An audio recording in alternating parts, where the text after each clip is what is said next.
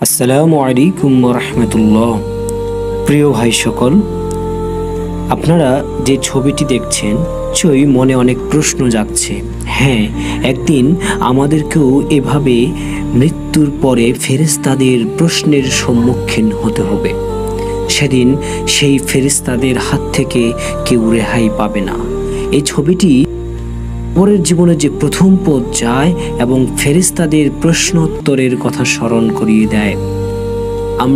আমরা মুসলিম, আমাদের ইসলামী আকিদা ও বিশ্বাস অনুযায়ী দাফনের পর মুনকার ও নাকির নামক দুজন ফেরেশতা কবরে হাজির হন এবং যখন বিশ্বাসী ও ইমানদাররা কেউ মারা যায় তখন ফেরেশতারা আসেন। তখন একজন ইমানদার ব্যক্তি নির্ভয়ে থাকেন।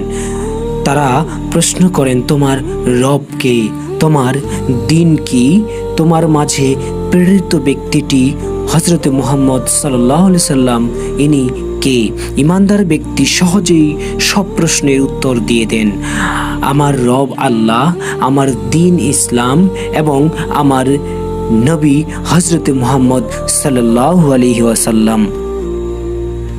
এই সকল প্রশ্নের উত্তর দেওয়ার পর তখন তার কবরকে প্রশস্ত করে দেওয়া হয়, তা আলোকিত করে দেওয়া হয় এবং তাকে জান্নাতের সুসংবাদ দেওয়া হয়। অবিশ্বাসী ও মুনাফিক ব্যক্তি কেউ যদি মারা যায় তাহলে যখন সে এই ফেরেশতাদের প্রশ্নের সম্মুখীন হয়, তাকে প্রশ্ন করা হলে সে উত্তর দেয়। সে ভয়ে দ্বিধায় বলে, হায়, আমি কিছু জানি না, আমি লোকদের যা বলতে শুনেছি তাই বলতাম।